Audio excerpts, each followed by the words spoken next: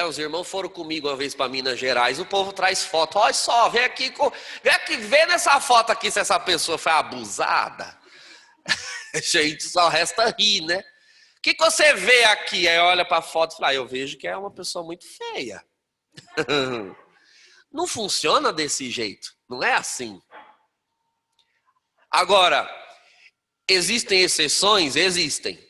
Por isso que eu digo aqui no tópico, a menos que Deus conceda tal graça a alguém. Nós temos relatos na vida de cristãos, na história da igreja, alguns santos, que tinham esses dons de maneira estável. Ou seja, tinham a capacidade, né, o chamado discernimento infuso dos espíritos. Não vou falar muito sobre isso, que eu tenho eu tenho um curso aqui só sobre discernimento dos espíritos, horas. Mas existem as categorias de discernimento dos espíritos. Tem pessoas que têm o discernimento dos espíritos infuso, é mais do que o carismático. Ou seja, são pessoas a quem Deus deu o dom de ler as almas, as mentes, liam mesmo. Vocês vejam, por exemplo, no São João Maria Vianney, no confessionário, ele lia a alma das pessoas. A pessoa chegava para confessar, primeiro ele esperava ela falar. Depois que ela falava, ele dizia, então, você vai confessar mais alguma coisa? Não, padre, não, mas tem mais 3 pecados que você não confessou. Então ele lia, ele sentia o odor, inclusive. São João Maria Vianney atendia confissões com o rosto virado e um lenço no nariz, porque ele tinha o dom de sentir o exalar do odor das almas. Do odor. Quanto mais pecado, mais fedia a alma, então ele tinha esse dom. Lia realmente as almas das pessoas. Padre Pio de Pietrelcina também tinha esse dom. Era estável. Era passar perto do Padre Pio. Era o mesmo que ler assim a pessoa.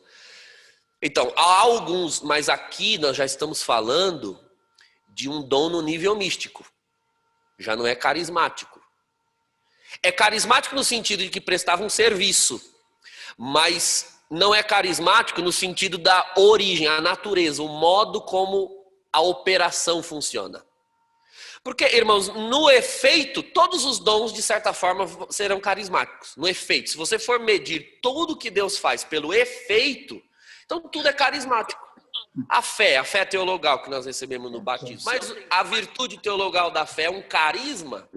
Não, ela edifica pessoas, mas é uma edificação secundária. Eu sou edificado com o dom da fé. E porque eu sou edificado, eu edifico outros. No carisma, não. O outro é edificado. E porque o outro é edificado, pode ser que eu me edifique também. Essa é a diferença entre o carisma e a virtude teologal, ou os 7 dons do Espírito Santo. Então, esse dom assim infuso de ler a alma da pessoa já não é um carisma quanto à origem, quanto à natureza do dom. O efeito é carismático, mas a origem não é. Os carismas são distintos por esse fator. Os carismas, irmãos, são mensageiros e não a mensagem. São sinais a serviço da mensagem. Então, é importante que nós busquemos carismas, né? Esses dons, profecia, milagres, curas, revelações, línguas, é importante. Mas é preciso ter aquele cuidado de nós não nos entretermos nos meios e esquecer do fim. Qual é o fim último de uma reunião, de um grupo de oração ou de uma comunidade carismática? É a palavra, é o evangelho, é mudar a vida das pessoas. E a mudança da vida das pessoas será um efeito pretendido com o qual os carismas vão ajudar, auxiliar. Como diz Marcos no capítulo 16. Eis os sinais que acompanharão os que crerem. Ou seja, esses sinais são para acompanhar. Os carismas são como assinaturas de Deus. Veja lá, por exemplo, em 1 Coríntios 14, no versículo 30 em diante, Paulo se refere à profecia da seguinte forma. Ele diz assim: e vós, que credes, os fiéis, se receberdes no vosso meio alguém que não crê, um descrente, e tiver ali durante a reunião os segredos do seu coração revelados, não dirá ele, porventura, Deus está no meio dessa gente? Então a revelação é para isso. Que a pessoa ouve a revelação na comunidade e diz: caramba, mano, esse povo mexe com bagulho forte. Porque ou alguém contou, ou realmente só Deus sabe disso daí. A revelação é para isso. A revelação, ela instiga, ela mostra para a pessoa que é Deus que está ali. O Espírito está ali. Ela fica sem a possibilidade de contestar a presença. E os outros carismas, a mesma coisa. Alguém entra aqui e sai curado, só pode ter sido Deus. Ocorre um milagre, só pode ter sido Deus. Então os carismas são para apontar para o Senhor. Irmãos, hoje em dia eu percebo no movimento, na corrente de graça carismática, na igreja católica, de maneira geral,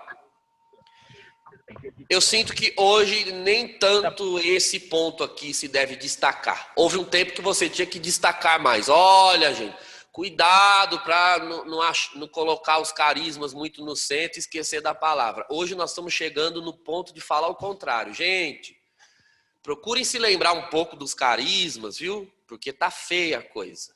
Carismas. Não só línguas. Línguas por ser o dom mais simples.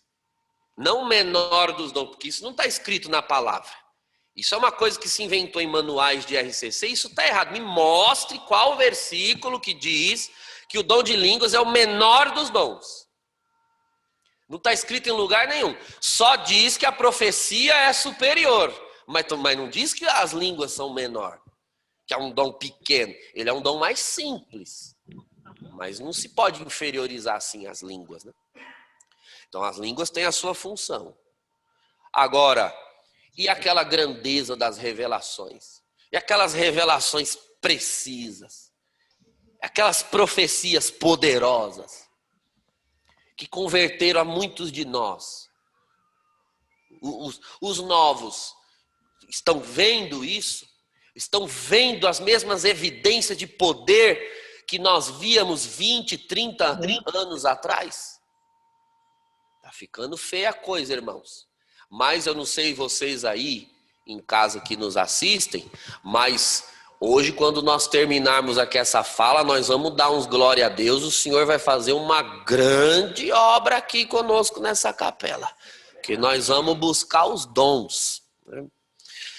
Então, agora, irmãos, outra coisa a se compreender. Os carismas não se restringem àquela lista de 9 carismas citada em 1 Coríntios 12, de 8 a 10. Os carismas, eles são tantos quantas são as necessidades da igreja. Então, existem carismas que até são citados, existem outras listas, além da de Paulo. Na primeira carta de São Pedro, há uma lista. Na carta aos Efésios, no capítulo 4, Paulo cita uma lista de ministérios carismáticos, evangelistas, mestres, doutores, pastores, profetas. Na carta de São Pedro, ele considera como carismas o dom de aconselhar, o dom de liderar. Liderar é carisma. O dom de ensinar, o dom de exortar. São coisas, irmãos, que uma pessoa ela nem sempre tem condições de aprender isso com esforço. São carismas mesmo. E na comunidade cristã isso sempre se verificou. Quem lidera na comunidade cristã? Aqueles que evidenciam que tem o dom. E a comunidade vai reconhecendo aquilo. Ó.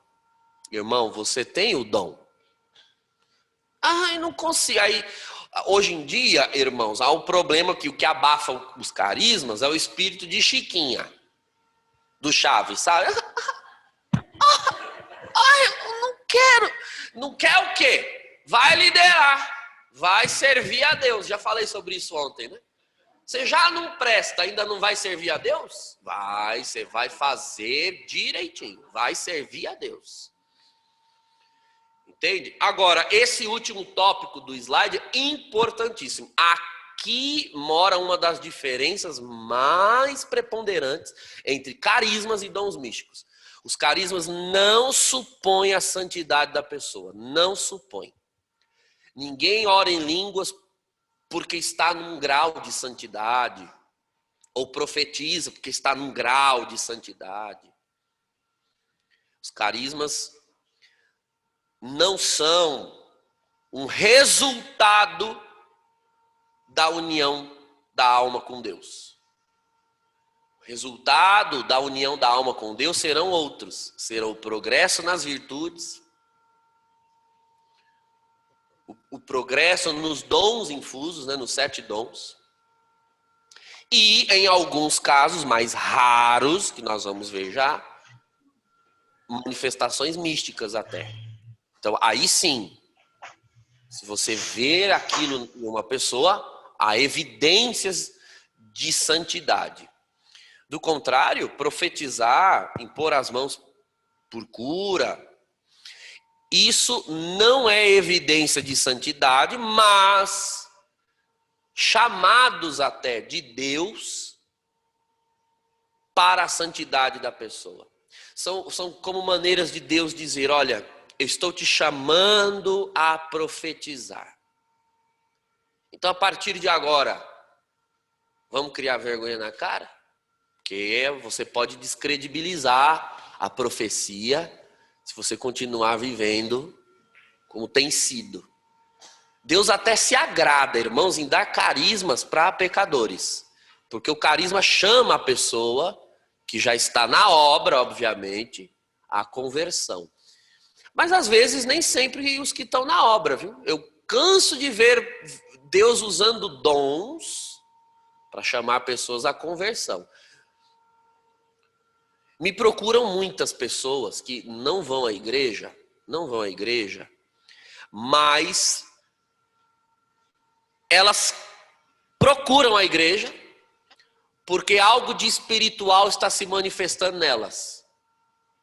Os toques aos quais eu me referia ontem. Eu falava ontem dos sonhos, por exemplo, sonhos proféticos. A pessoa começa a sonhar, acontecem as coisas. Começa a sonhar, acontecem as coisas. Tão assustada ela fica, que ela, pagando de tudo, não vai para a igreja, não reza, não faz nada, mas ela, assustada que fica, vem para a igreja. Isso pode ser Deus usando os dons para trazer a pessoa. Aí você avisa ela, ó, então, Deus está chamando você. Então, você quer que isso pare de te assustar? Então vamos criar vergonha, vamos servir a Deus, vamos confessar, vamos na missa. Já evangelizei muita gente com isso. Então, o dom, ele surge como um chamado e não como um resultado de uma caminhada. Para alguns. Para outros, aqueles que não foram chamados por manifestação de dons, mas foram chamados pela palavra, por um encontro, enfim, uma experiência com Deus, a lógica vai ser, vai ser oposta. Os dons vão se manifestar com o tempo. E começam a se manifestar muito cedo, inclusive. A todos nós, quando recebemos o batismo no Espírito Santo, procurem se lembrar, tão logo recebemos o batismo no Espírito Santo, muitas manifestações já começaram a acontecer que a gente tinha até dificuldade de lidar. Eu me lembro que eu saí do meu retiro de conversão, no outro dia eu estava vendo coisas, sentindo coisas, estava doido, estava chapado, estava embriagado, estava cheio de Deus, só que eu nem entendia muito bem o que estava acontecendo. O Espírito Santo vivo em nós. Aí vai vir a formação para nos educar, né, ao longo do tempo. Mas os carismas, eles não são psicofísicos, né, que nós vamos ver há pouco. Eles são manifestações intelectivas, né? São na alma, na parte mental da pessoa. Por que Deus faz dessa forma? Numa reunião de oração, quando o Espírito Santo é derramado, o que vai acontecer no nosso meio é o que acontece desde toda eternidade no seio da Trindade. Na Trindade, o Pai ama o Filho com um amor que é o Espírito Santo. Então, o que o Espírito Santo faz na Trindade? Une pessoas. O Espírito une o Pai ao Filho e o Filho ao Pai, desde toda eternidade. Essa é a missão eterna, nós dizemos. Desde toda eternidade, o Espírito une o Pai ao Filho, o Filho ao Pai, o Pai ao Filho, o Filho ao Pai, desde toda eternidade. Ora, se uma pessoa assim, como é o Espírito Santo, une pessoas, se ele for derramado no meio de nós, ele vai continuar fazendo no meio de nós o que ele faz lá. Se lá ele une pessoas, aqui ele vai unir pessoas. Não pode se dizer que o Espírito Santo ali está, se não há unidade, se não há comunhão. Comunhão, comunidade, são efeitos intrínsecos ao Espírito Santo. O Espírito é o dom de amor do amante ao amado, né? O amante é o pai, o amado é o filho.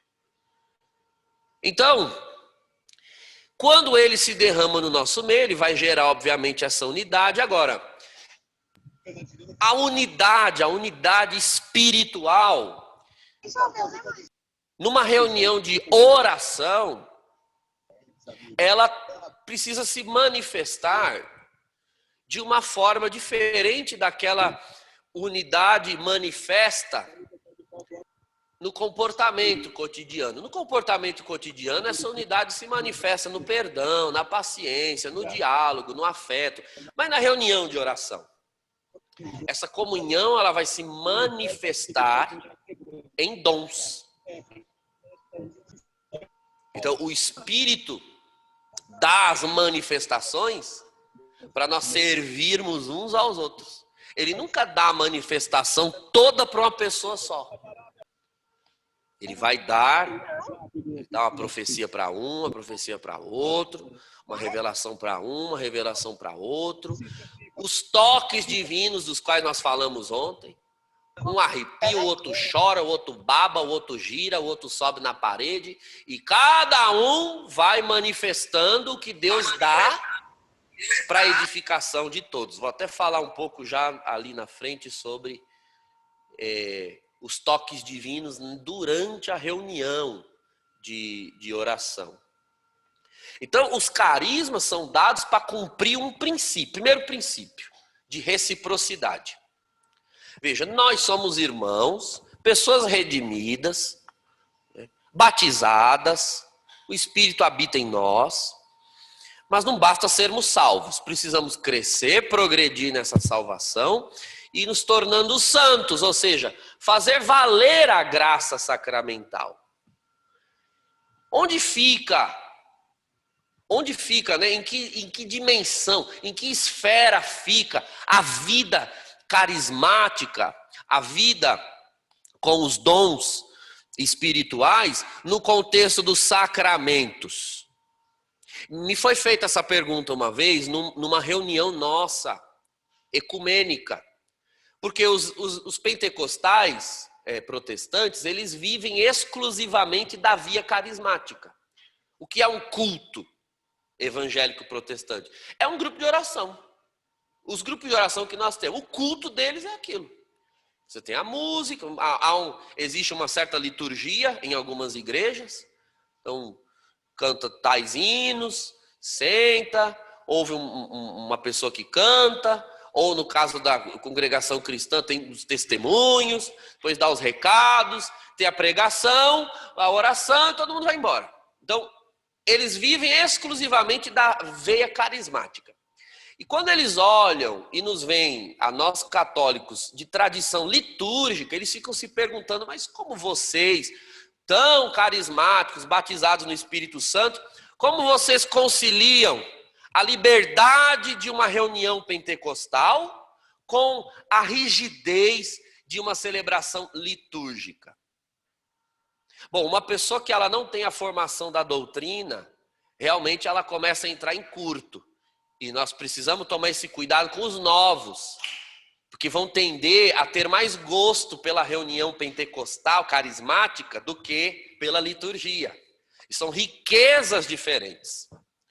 É que a liturgia, né, o culto litúrgico, ele exige uma prévia iniciação para que você possa colher frutos daquilo. Então, exige uma prévia iniciação. A reunião carismática pentecostal, ela não exige tanta iniciação.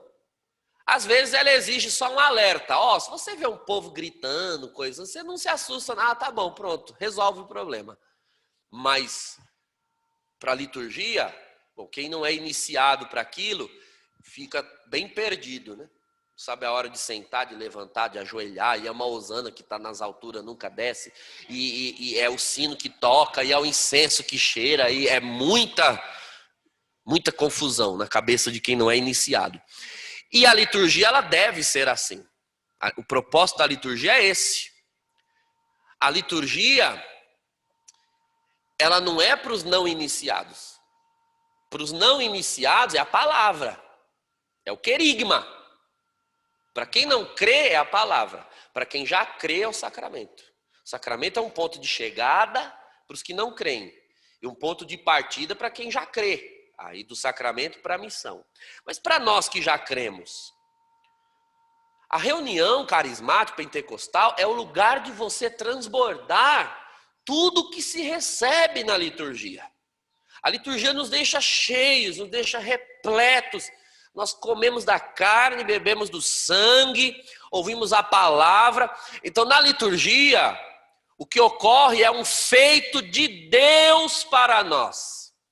É Deus quem envia o seu Filho no altar. É Deus quem nos alimenta com a sua palavra. É Deus quem nos alimenta com o seu Filho. A liturgia é um ato de Deus, não é um ato nosso.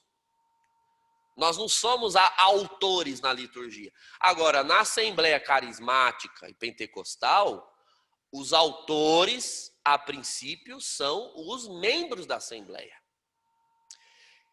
Deve ser assim.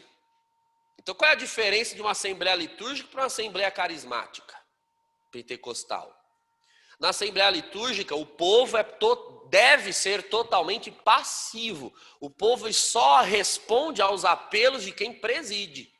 O povo fica quieto na liturgia. O povo só responde quando quem preside interpela. Em nome do Pai, do Filho e do Espírito Santo. Amém. A graça do nosso Senhor Jesus Cristo, a mãe do Pai, esteja convosco. Bendito seja Deus. O Senhor esteja convosco. Você veja, a liturgia é isso. Você só responde aos apelos de quem preside. Porque quem preside faz as vezes do Senhor. Agora, na Assembleia Carismática não era para ser assim. Não pode ser assim, não deveria ser assim.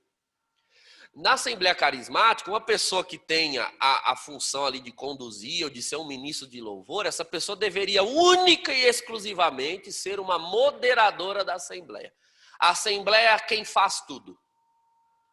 Então, os irmãos que oram, é na Assembleia que vai surgir os dons, é na Assembleia que vai surgir a profecia. Mas nós, de experiência litúrgica, como nós temos cabeça de católicos, litúrgica, a longo prazo, que começou a acontecer no movimento carismático principalmente, foi uma liturgização das assembleias carismáticas pentecostais. Ou seja, tem padres querendo transformar a liturgia num culto pentecostal carismático, desobedecendo o rito, e querendo transformar a Assembleia Carismática na Assembleia Litúrgica. Virou esse banzé que está aí. Então, o coitado do ministro de louvor fica se esgoelando, tentando levar o povo a orar, tentando levar o povo a se entregar, tentando levar o povo... Ou seja, ele é quase que tentando fazer a Assembleia atender os seus apelos. E, na verdade, a Assembleia Carismática Pentecostal devia ser aquela, ao menos eu conheci muitas assembleias assim, aquela que a pessoa no microfone usa o microfone. Amém, Amém, tá bom. Vai dar meia-noite. Devia ser isso. Porque a assembleia vai sozinha. Ah, isso é uma assembleia carismática, pentecostal. Mas nós transformamos nossas reuniões em quê? Em reuniões de chamar gato. Não, vou falar já um pouco mais sobre isso. Então, na liturgia, silêncio. Na liturgia, é hora de receber. A assembleia carismática é hora de explodir tudo o que está recebido. O desejo de louvar, o desejo de servir, o desejo de dar a Deus algo. Na missa, por mais que nós cheguemos com o desejo de dar algo a Deus, Ele se antecipa em nos dar. Ele nos dá a palavra que é lida, o sermão que é feito, a Eucaristia. O que nós damos é uma manifestação espontânea de gratidão ante aquilo que o Senhor está dando. O Senhor é quem realmente dá na liturgia. No grupo carismático pentecostal, nós é quem damos a Deus louvor, adoração, a nossa comunhão, e depois Deus vai responder com os dons. Aí Deus responde com os toques divinos, com as sensações que nós falamos ontem, e também com os carismas. Essa deve ser a natureza de uma assembleia, de uma reunião carismática, sem muita liturgia. Que a liturgização da assembleia carismática trai o propósito dela. Trai o propósito. Aí aqui se responde exatamente o porquê. Eu já ouvi muito isso em paróquias, né? Por que a pessoa que está começando a tocar, vocês põem para tocar na missa, mas não pode tocar no louvor, né? Ou no grupo? Sendo que a missa é mais importante. Então, a missa é mais importante porque é Deus quem faz. E aquilo que nós vamos fazer na missa é pronto já. Porque foi dado, é revelado na liturgia. Então, para tocar a missa, não se exige grande perspicácia, porque a pessoa só vai executar o rito que foi revelado. Agora, para tocar em louvor carismático, tem que ter perspicácia, tem que sentir o que Deus está movendo, tem que sentir. Aí depende tudo da pessoa, do dom que ela tem. A liturgia não precisa ter dom. Você sabe tocar, sabe ler a partitura, sabe ler assim, toque, execute isso aqui e pronto. Porque não é você que faz na liturgia, é Deus que está fazendo. Você só está cooperando com o rito. Agora, no louvor, seria bom que tocasse ao menos de ouvido, que já tivesse um repertório na mente, que está ali, a coisa está indo no sentido do Espírito Santo. Ele não vai tocar um hino a São José. Ele sabe, ele acompanha a lógica do que Deus está respondendo naquele louvor. Então, a Assembleia Carismática exige mais porque somos nós que estamos fazendo. A liturgia exige menos porque é Deus que está fazendo. A liturgia é toda dom. E a Assembleia Carismática Pentecostal é toda a oferta nossa. Então, o lugar, a Assembleia de Oração é o lugar de nós crescermos no sacramento. O sacramento se recebe. E na Assembleia de Oração é o lugar de nós crescermos. A nova vida que nós recebemos nos sacramentos, ela tem esses dois pulmões, que são a fé e a esperança, e um coração, que é a caridade. Como eu posso amar de volta um amor que me amou tanto na Santa Missa, se doando por mim? O Senhor falou comigo e para mim. Como eu posso amar? Vamos nos reunir numa assembleia onde você poderá fazer pelo teu irmão o que Deus fez por você na liturgia. Ser boca de Deus para o teu irmão na profecia, na palavra de ciência, na revelação. É um modo de você retribuir o amor com que Deus cuida de você na sagrada liturgia. E se Ele não nos der a graça de amar, nós não temos condições de amar. Por isso, a revelação, a graça dada. O processo para nós chegar, para uma pessoa se render aos dons, ao longo da vida. Primeiro, Deus vai tomar a iniciativa de atração. Depois, você tem de dar a resposta da oração e a da rendição humana. São esses os passos. Vamos explicar cada um agora. Aí. Então, primeiro, a atração. Deus atrai a alma da pessoa. Vários termos ao longo da história da igreja foram usados para se referir à mesma coisa. A mesma coisa. Jeremias 20, versículo 7, chama de atração mesmo, sedução divina. Quando Deus seduz a pessoa. Seduziste-me, Senhor, eu me deixei seduzir. Santo Agostinho chamava de illuminatio, ou iluminação. É quando a pessoa faz a primeira experiência crítica. Primeira experiência crítica da sua própria vida. Ela pela primeira vez se vê como Deus a vê. Deus joga uma luz na alma da pessoa, na mente da pessoa, e ela enxerga a própria vida como Deus enxerga, e ela se arrepende dos seus pecados e se rende ao Senhor. Os dominicanos na Idade Média faziam as missões nas aldeias, nas cidades. Eles pregavam, faziam um anúncio fundamental, pegavam um texto da Escritura, anunciavam o amor de Deus, a realidade do pecado. Às vezes eles dramatizavam, faziam umas peças de teatro, eram chamadas missões dominicanas. Depois surgiram as missões jesuítas, as missões passionistas também faziam assim. Se falava da realidade do pecado e aí se fazia um apelo público, na praça da cidade. Se fazia o apelo a que as pessoas aceitassem a salvação em Jesus. Já ouviram falar nisso, nesse processo? Pregar o amor de Deus, falar do pecado e chamar as pessoas. Já ouviram isso? Isso se faz desde a Idade Média. Então, agora, os que estão nesta aldeia e querem aceitar Jesus Cristo como seu único Senhor e Salvador, venha aqui à frente. Os dominicanos chamavam a pessoa à frente e tacavam a cruz na cabeça dela e faziam oração. Isso se fazia na Idade Média. A igreja sempre fez isso. Então eles chamavam de apelo e conversão. Os dominicanos estão chegando, vão fazer um apelo e conversão aqui na cidade. Nossa, menino, você mudou, o que aconteceu? Eu passei por um apelo e conversão da missão dominicana. Olha, na espiritualidade carmelita também é um termo para se referir a isso. É a primeira morada.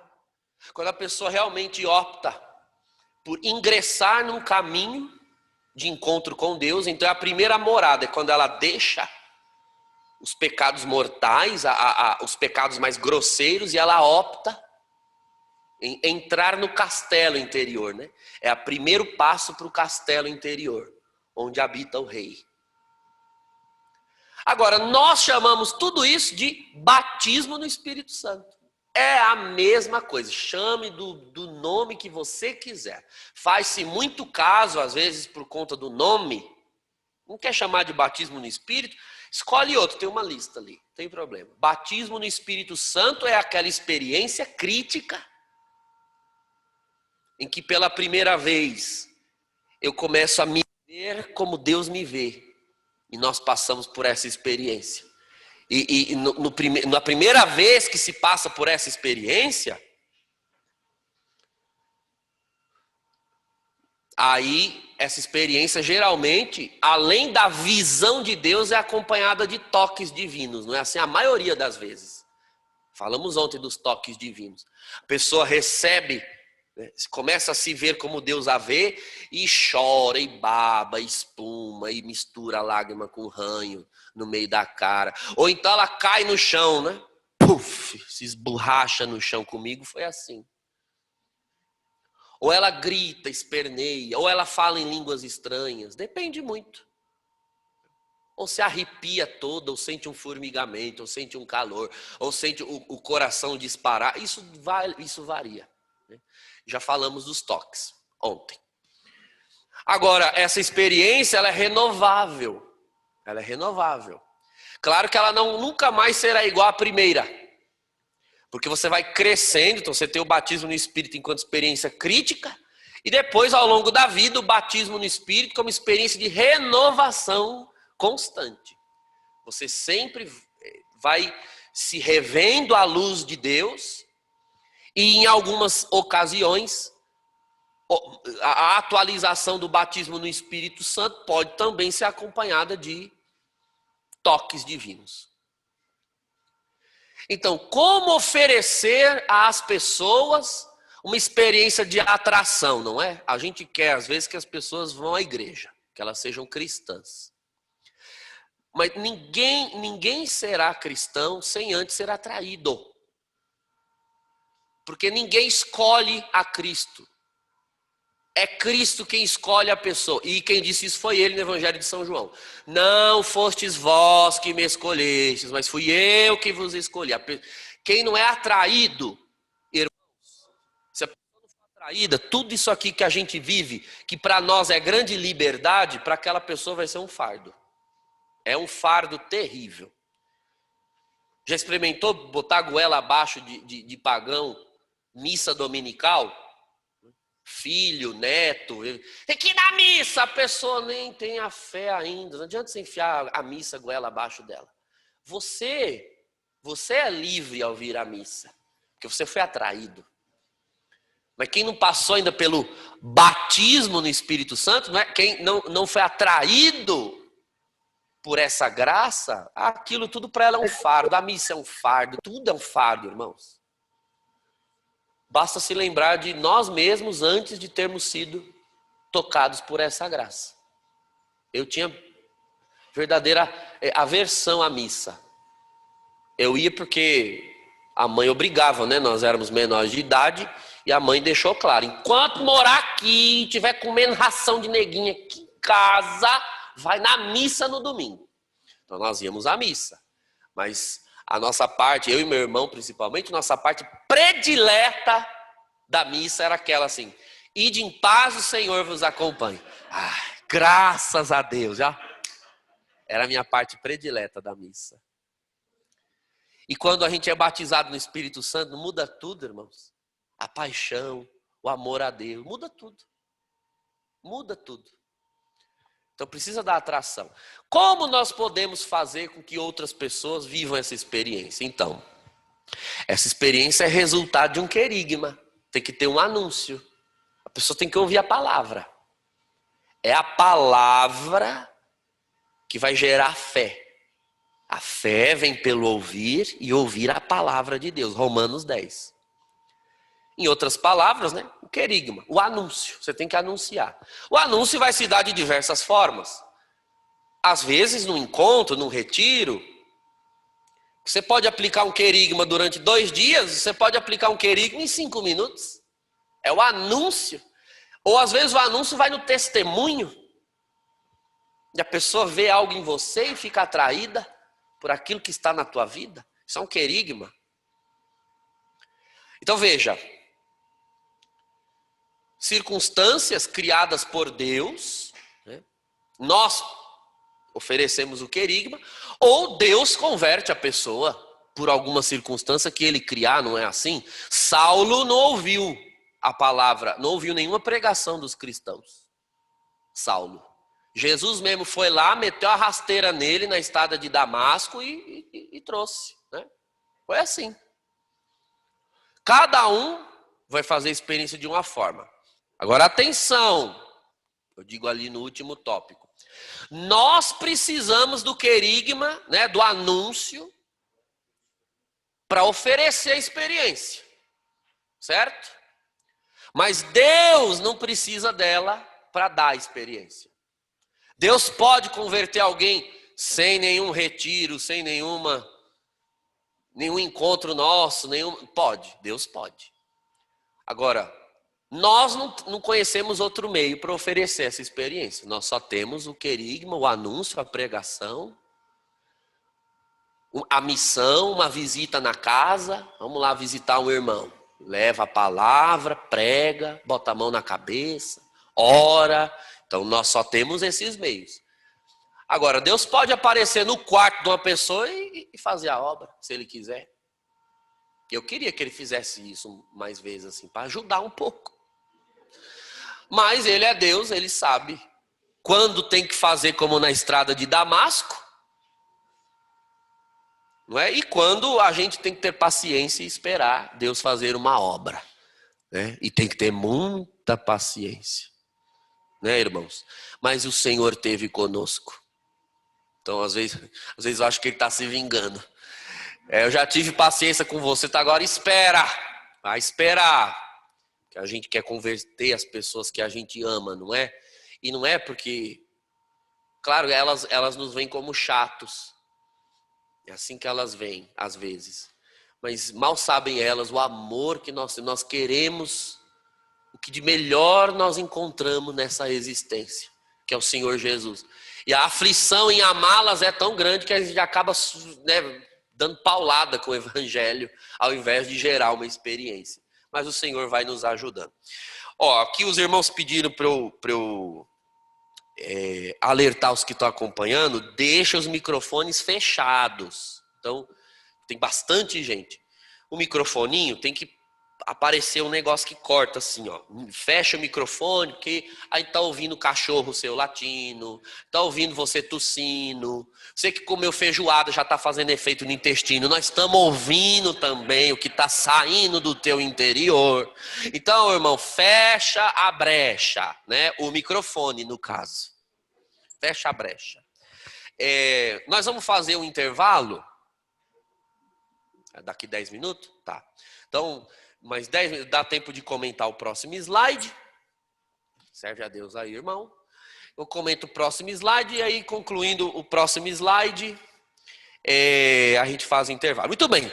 Uma vez atraído pelo Senhor, então você é batizado no Espírito Santo, né? Ele te atraiu, Ele tomou a iniciativa, através da igreja, através de quem pregou, através de quem impôs as mãos, ou através dele mesmo, ele não quis mediação, como foi no caso de Saulo na estrada de Damasco. Chega a hora da resposta. Então, a resposta afetiva do homem a Deus, isso é a oração. Veja, a oração é a necessidade nossa para com Deus. Deus precisa da nossa oração? Não, Deus não precisa. O Salmo 138 diz: antes que as palavras cheguem aos meus lábios, vós, Senhor, já a conheceis. Não precisaria de oração se a função da oração fosse dar a conhecer algo a Deus, né? Dar a Deus a conhecer alguma coisa. Se a função da oração for essa, ela é desnecessária. Porque Deus não precisa que eu fale o que eu pense, entende? Então aqui eu respondo uma pergunta que foi feita ontem, não lembro se aqui ou pela internet. A função da igreja, enquanto comunidade de fiéis, enquanto o clero da parte dos pastores ou das lideranças, a função da igreja é ensinar a oração através de métodos. Entende? Ajudar as pessoas a cederem à oração. Então a igreja ensina o terço, a igreja oferece manuais, oferece textos. Mas veja, irmãos, todo avião para decolar precisa de uma pista. Mas o avião não foi criado para ficar taxiando na pista. Ele foi feito para decolar. A pista, ela tem uma função específica e pontual. Sem a pista, ele não decola. Por outro lado, ele tem de decolar e se desligar da pista. Então, os métodos de oração, uma devoção, um manual que você tem, um livro, uma fórmula, uma novena, um devocional, tudo isso são pistas. Pistas para a tua alma. Se a pessoa passa a vida inteira para conseguir orar, ela precisa de ter o papel na mão ou o instrumento na mão, então é uma pessoa que está a vida inteira taxiando na pista. Né? Ela não decola, ela não vai. Tem pessoas, irmãos, que anos de igreja só taxiam na pista. Elas não descobriram ainda a liberdade dos ares. Ela não decolou. É quando você pega o rosário e começa a recitar as Ave-Marias, por exemplo, e você já não se apega às Ave-Marias. Porque quando São Domingos instituiu o rosário, a função era essa. Que os fiéis recitassem uma oração tão automática que eles não precisassem prender a atenção na formulação. Se vocês pararem para perceber a finalidade do rosário, quando Nossa Senhora revelou a São Domingos, a finalidade do rosário é a mesma finalidade do dom de línguas. É a mesma, era uma forma de dom de línguas. Porque qual é a finalidade do dom de línguas? Não é justamente você ocupar a vocalização com algo tão espontâneo que a sua mente fica vazia e livre para receber inspirações, visões, palavras. Então, a função do rosário era essa. A Ave Maria é uma oração já tão decorada que o fiel vai pronunciando com os lábios sem pensar e a mente fica livre para meditar o mistério que é proposto. Então, no caso, o mistério, a função do rosário é um mistério. Primeiro mistério, ressurreição do Senhor. Recita o Pai Nosso e quando as Ave-Marias começam, esquece a Ave Maria. Por isso que tem a conta nas mãos, para que você seguir pelo tato, não é nem pela audição. Ave Maria chega e deixa os lábios pronunciando as Ave Marias, de modo que a sua mente vai lá no jardim da ressurreição. Vê os anjos, porque procuras entre os mortos aquele que vive. Você vai lá e vê Madalena aos pés do Senhor, Rabone, e você vai lá. Mistério. E você fica tão absorto no mistério que por você fica lá, a não ser que o tato mande você parar, porque aí acaba a Ave Maria, você sente um espaço nos dedos, aí você volta. Glória ao Pai, ao Filho e ao Espírito Santo. Você vai para outro mistério. Irmãos, quando você aprende a rezar o rosário assim, do jeito certo, ou seja, ele é uma oração de contemplação. Quando você aprende, 5 mistérios, não serve para nada. É sério, irmãos, voa. Porque a pessoa reza errado. A Ave Maria é uma pista. A alma tem que voar. Se ela não voa, avião taxiando a vida toda. Ou as fórmulas, a mesma coisa. A beleza da oração carismática, pentecostal, é essa, irmãos. Aprender a decolar. Decolar. Embora. Os dons são línguas, né? Tem a glossolalia e a doxologia, que eu vou falar das duas. Hoje em dia a gente até tem muita glossolalia, mas pouca doxologia. Então veja, a função da igreja é oferecer os meios, mas a pessoa tem que decolar. A oração é um encontro com uma pessoa. Quando é que a oração começa? Segundo os pais, né, os padres do deserto, eles diziam, a oração começa quando eu tenho advertência consciente de uma presença. Advertência consciente de uma presença. Quando você fecha o olho, ou não, nem fecha o olho. Você está dirigindo o carro. E aí, conscientemente, você traz à consciência a seguinte informação. O Senhor Jesus, o meu Deus, está aqui, me vê e me ouve. Se você adverte conscientemente essa presença, isso já é uma oração. Você tem consciência de que há alguém, uma pessoa divina ali. Você tem isso na consciência, você pode estar lavando louça, pode estar dirigindo carro, pode estar andando na rua, está em oração.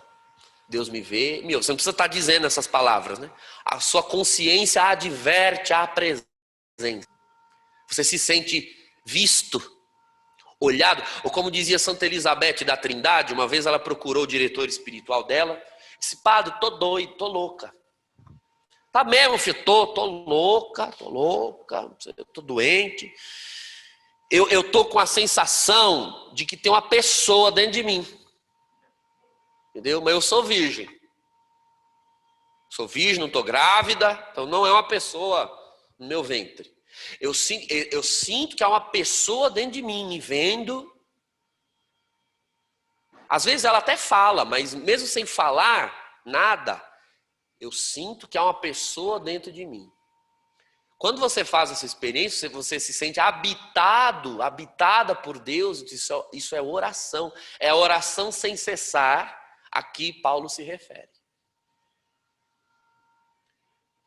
Então, irmãos, a oração, né, dando um passo a mais para o que nos interessa aqui, pessoas carismáticas e pentecostais, vocês perdoem eu falar o tempo todo carismáticos e pentecostais, porque nós estamos nos referindo a uma mesma fonte espiritual.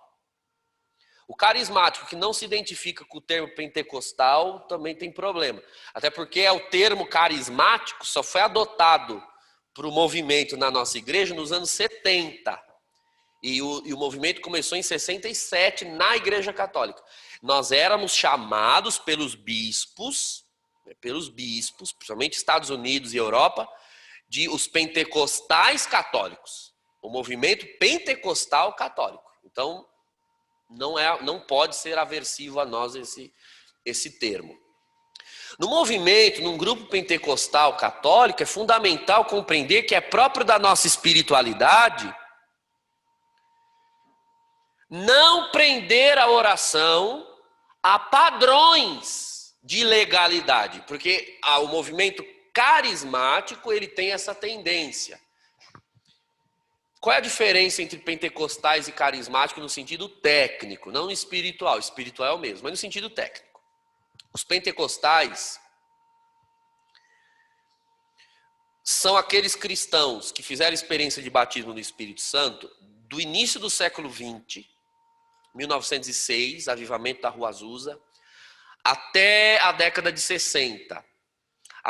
Durante esse período, todos os que fazem experiência de batismo no Espírito Santo e dons carismáticos, não encontravam, nenhum dos que fazia essa experiência encontrava guarida, encontrava reconhecimento nas igrejas cristãs históricas já existentes. Então, por exemplo, um protestante que fosse batista da igreja batista original, tradicional, que fosse batizado no Espírito Santo e fizesse experiência de dom de línguas ou profecia, essa pessoa não tinha mais espaço na igreja batista. Ela tinha que sair. A igreja batista não aceitava essa experiência. Então, um batista fazia experiência, não era aceito. Um luterano fazia experiência, não era aceito lá. Um anglicano, a mesma coisa. Então, esses protestantes de igrejas tradicionais saíam e tinham que fundar uma nova denominação. Originalmente pautada na experiência de Pentecostes. Por isso ela é chamada uma igreja pentecostal. Ou seja, uma denominação que nasce a partir e por causa daquela experiência. Então todos que faziam essa experiência nos primeiros 60 anos do século XX tinham que abandonar as suas igrejas. Todos. Foi o período em que muitos católicos deixaram a igreja, muitos ortodoxos. A primeira igreja pentecostal que chega no Brasil, por exemplo, é a Congregação Cristã no Brasil. É uma igreja pentecostal, 1910. 1911 chega a Assembleia de Deus. Então, quantas pessoas receberam o batismo no Espírito Santo e tiveram que ingressar para essas igrejas? Porque não havia guarida ainda no catolicismo. Tá. Nos anos 60, começa o chamado movimento carismático. O que é o movimento carismático? Algumas pessoas, com um pouco mais de formação teológica, inclusive, após o Vaticano II, principalmente, fazem experiência pentecostal, mas elas se perguntam o seguinte: escuta, quem disse que essa experiência que eu fiz é incompatível com o patrimônio da fé da igreja onde eu estou? Por que eu tenho que sair daqui? Os primeiros a se perguntarem isso foram os episcopalianos, que é uma denominação que aqui no Brasil não tem, nos Estados Unidos tem muito. Os episcopalianos são uma dissidência dos anglicanos. Então eles são muito parecidos com a gente. Tem missa, batizam crianças, tem crisma, liturgia, bispo, padre, muito parecido. Os episcopalianos fizeram experiência de batismo no Espírito, começaram, mas eu não quero deixar de ser episcopaliano. Então buscaram meios de agregar experiência com a doutrina. Então são pentecostais que continuaram pentecostais dentro das suas igrejas históricas. Esse fenômeno, que era novo até então, qualquer pentecostal deixava a sua igreja. Virava pentecostal, deixava a sua igreja. E ingressava numa pentecostal. Esse fenômeno é o chamado fenômeno de renovação carismática. Renovação do quê? Das igrejas históricas. Isso é anos 60. Então é o pentecostal que vira pentecostal, mas fica dentro da sua comunidade. É o nosso caso.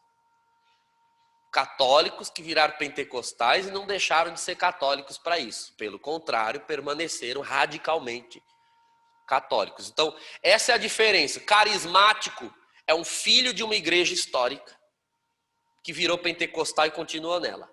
Pentecostal é aquele que deixou uma igreja histórica ou nasceu na igreja pentecostal. Essa é a diferença técnica, tá? Então, os carismáticos, ou seja, os filhos de igrejas litúrgicas, que fizeram experiência de batismo no Espírito Santo, correm o perigo, o risco, sempre, de liturgizar suas assembleias. Então, vocês sempre vão ver a diferença evidente entre carismáticos, sejam, porque existe renovação carismática católica, renovação carismática ortodoxa, renovação carismática luterana, existe essas igrejas. Eu conheci ortodoxos carismáticos nos Estados Unidos, na última viagem que eu fui, e são bem parecidos conosco, assim. Os carismáticos, eles tendem a ser assim, mais comportados, sabe? O pessoal que ora mais... Até a glossolalia é mais cantando, é uma coisa mais tranquila. Mas isso com o tempo foi se liturgizando até. Né? Agora, o pentecostal, né, na sua origem, não prende a oração a padrões.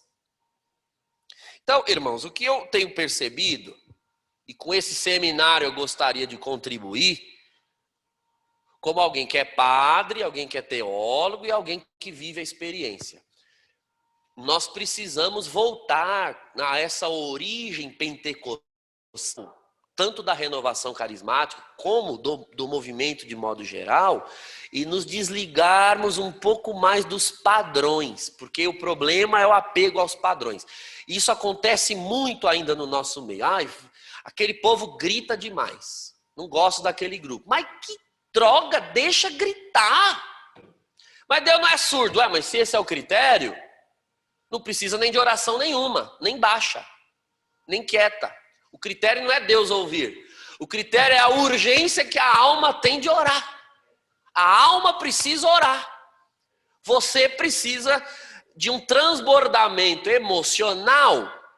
Nós falamos da antropologia. Uma coisa é o emocionalismo, ou seja, a oração toda pautada na emoção. Outra coisa é a emotividade. Sem transbordamento emocional, não se desarmam as nossas mentes, não se desarmam os nossos escrúpulos. Sem o transbordamento emocional, não se desarmam os nossos medos. E é por isso que o povo já não tem a ousadia para profetizar, para proclamar, para ter uma visão, o medo, né? Será que isso é meu ou é de Deus? É meu ou é de Deus? As pessoas estão tão em si durante a oração que a hora que vem uma palavra ela não sabe se é de Deus ou se é dela. Então, entendam a expressão que eu vou usar, pode parecer escandalosa, mas ela tem a medida certa. A oração pentecostal, sobretudo a oração em línguas, ela surgiu no cristianismo com esse intuito de fazer a pessoa sair um pouco de si. De si não no sentido de entrar em transe, apagar, não é isso. Sair de si num transbordamento. Se você está muito preso às palavras, aos pensamentos, você não se abre ao que vem de fora, vamos assim dizer, ao Espírito Santo. Quem ora, aí o último parágrafo, quem ora deve lançar mão, né, na oração de todos os elementos antropológicos possíveis. Então quem ora, ora com o corpo e com a alma espiritual. Não é só a alma que ora. Vocês, se já não foram a Israel, em Jerusalém, já devem ter visto. O judeu no Muro das Lamentações, ou nas sinagogas, oram assim o tempo todo. E ficam assim. Já viram? E vira e vai para o lado, e vai para o outro, e pula, e vai para frente, e pula. E assim com o livro. O que é isso? Isso é método. Isso é método. Quando você faz assim com o corpo, faça a experiência depois. Você pega um texto e fica balançando assim com o corpo. Você se concentra no que você está lendo. Se concentra totalmente. A extenuação física faz com que você tenha total atenção no que você se propôs a focar mentalmente. Então, quando o corpo toma parte, se o corpo toma parte, o corpo ele não vai se ocupar com incômodos, né? Não vai se incomodar com cansaço, com sono, com dor, com a dureza do banco ou da cadeira. O corpo está ocupado. Isso esvazia a mente, não num estado alterado de consciência, mas num estado de relaxamento. E a mente estando relaxada, no nosso caso, quem quer receber visões, revelações, para servir os irmãos, profecia, revelação, então, uma atividade corporal ajuda. Ajuda. Então, é ótimo os irmãos que vai orando e vai assim, ó. E vai assim, ó. Meu Deus, aleluia. Ó. Ele é retardado? Não. Ele nem sabe, mas talvez seja o Espírito Santo que está dando a ele um método que o judaísmo descobriu há anos. Deve ter sido o Espírito que revelou a ele. E às vezes as pessoas realmente põem o corpo em movimento porque há uma urgência interior, uma sensação de explosão interna causada pelo próprio Espírito. São toques divinos. Então os toques divinos às vezes estão chamando a pessoa a uma oração de irrupção e ela não obedece. Por quê? Escrúpulo, né? Enquadramento de padrões, né? Mas aqui não reza assim. Então não reza porque tem 5 pessoas querendo, as 5 pessoas se segurando, porque as 5 estão achando que as outras 4 vão achar ruim e todo mundo se enganando. Vai, solta isso daí. Quebra o banco, sobe na parede. Então, com os afetos, com os desejos, com a atenção, com a memória, com as emoções, a Assembleia Carismática é para isso. A litúrgica que não é. A litúrgica não. A Assembleia Carismática é para isso. Se não for essa, vai ser aonde? Não vai ter outra Assembleia para isso. Eu tenho o sonho de recuperar isso para a renovação carismática. A nossa diocese era conhecida, os retardados. Tem até uma rixa. Os mais antigos vão lembrar. Tem uma rixa da arquidiocese e do povo de Sorocaba, que é o sanduíche. A diocese, geograficamente, está entre São Paulo e Sorocaba, que são os povos mais monge.